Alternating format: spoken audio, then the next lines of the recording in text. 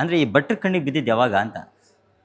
Sir ಒಂದು ಅವಾಗಲೇ ಬಿದ್ದಿತ್ತು. ಕಾಮಿಡಿ ಕಿಲಾಡಿಯಲ್ಲಿ ಯಾವಾಗಲೂ ಹೇಳ್ತಾ ಇರೋರು ಜಡ್ಜ್ ಆಗಿದ್ದಾಗ, ಅಲ್ಲೇ ನಿಂದು ಕಾಮಿಡಿ ಬಾಡಿ, ರಿಯಾಲಿಟಿ ಶೋ ಬಾಡಿ ಓಕೆ ಒಪ್ಕೋತೀನಿ, ಬಟ್ ಅದು ಬಿಟ್ಟು ಬೇರೆ ಏನೋ ಒಂದು ಸಿನಿಮಾ ಬಾಡಿ ಕಣೋ ನಿಂದು, ಆ ಸಿನಿಮಾಕ್ಕೆ ಹೋಲುತ್ತೆ ನಿಂದು ಮುಖ, ಇದಕ್ಕೆ ಹೋಲುತ್ತೆ, ನೀನು ಇದನ್ನ ಮಾಡು ಅಂತ ಅವಾಗವಾಗ ಹೇಳ್ತಾ ಇರೋರು. ಅವಾಗ ಈ ಒಂದು ಹೇಳ್ತಾ ಇರ್ಬೇಕಾದ್ರೆ ಒಂದು ಯಾವಾಗಲೂ ಇಟ್ಕೊಂತ ಇದ್ದೆ. ನಮ್ಮ ಭಟ್ರು ಸರ್ ಯಾವಾಗಲೂ ಹೇಳ್ತಾ ಇರ್ತಾರಲ್ಲ, ಹೀರೋ ಆಗ್ತೀಯ ಕಣಲೆ, ಹೀರೋ ಆಗ್ತೀಯ ಕಣಲೆ, ನಾವು ಯಾವಾಗಲೂ ಸಿಕ್ತಾಗಿಲ್ಲ. ನಾನೊಂದು ಫಂಕ್ಷನಿಗೆ ಹೋಗಿದ್ದೆ. ನಮ್ಮ ಸಂತೋಷ್ ಗೌಡ್ರು ಸರ್ ಅಂತ ನಮ್ಮ ಬ್ರದರೇ, ಅವರು ಒಂದು ಆಂಜನೇಯ ಫಂಕ್ಷನ್ ಮಾಡಿದ್ರು. ಆ ಟೈಮಲ್ಲಿ ದೇವಸ್ಥಾನಕ್ಕೆ ಹೋದಾಗ ಅವ್ರಿಗೆ ಸಿನಿಮಾ ಮೇಲೆ ತುಂಬ ಪ್ರೀತಿ. ನಮಗೆ ಹೆಂಗಿದೆಯೋ ಅದ್ರ ಡಬಲ್ ಅವರಿಗಿದೆ ಸಿನಿಮಾ ಪ್ರೀತಿ. ನಿರ್ಮಾಪಕರಿಗೆ ಅದು ಇರ್ಬೇಕು ಮೇಯ್ನ್.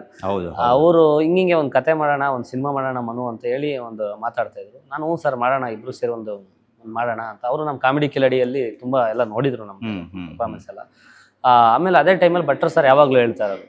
ಅವಾಗ ಒಂದು ಕಾಲ್ ಮಾಡಿದೆ, ಸರ್ ಹಿಂಗೆ ಒಂದು ನಮ್ಮ ಬ್ರದರೇ ಒಬ್ರು ರೆಡಿ ಇದ್ದಾರೆ, ನಮ್ಮ ರಿಲೇಟಿವ್, ಹಿಂಗೆ ಅಂತ. ಆಯ್ತು ಮಾಡೋಣ, ಬರಲಿ, ನನ್ನ ಬ್ಯಾನರ್ನೇ ಕೊಡ್ತೀನಿ, ನಾನೇ ಎಲ್ಲ ಸಾಂಗ್ ಎಲ್ಲ ಮಾಡ್ಕೊಡ್ತೀನಿ, ಬಾ ಒಂದು ಒಳ್ಳೆ ಕತೆ ಮಾಡಿ ಒಂದು ಅಲೆ ಎಬ್ರಸನ ಬಾ ಅಂತ.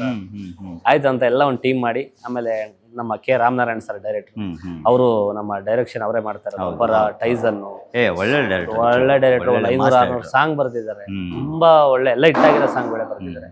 ಈ ತರ ಒಂದು ಆದಾಗ ಎಲ್ಲರೂ ಒಂದು ಕುತ್ಕೊಂಡು ಮಾತಾಡಿದಾಗ ಒಂದು ಒಳ್ಳೆ ಕತೆ ಹುಡ್ತು. ಇದಕ್ಕೆ ಇಸ್ಲಾವುದ್ದೀನ್ ಸರ್ ಅಂತ ಅನ್ನ ಸಿನಿಮಾ ಡೈರೆಕ್ಟರ್, ಅವರು ಯೋಗರಾಜ್ ಭಟ್ರು ಸರ್ ಕತೆ ಮಾಡಿದ್ದು ಕುತ್ಕೊಂಡು. ಅದಾದ್ಮೇಲೆ ಆನಂದ್ ಪ್ರಿಯ ಸರ್ ರೈಟ್ರು, ಮತ್ತೆ ನಮ್ಮ ಕೆ ರಾಮನಾರಾಯಣ್ ಸರ್, ನಾವೆಲ್ಲ ಪೂರ್ತಿ ಒಂದು ಡಿಸ್ಕಷನ್ ಕುತ್ಕೊಂಡು ಒಂದು ಒಳ್ಳೇದೊಂದು ಔಟ್ಪುಟ್ ಒಂದು ಕತೆ ಬಂತು.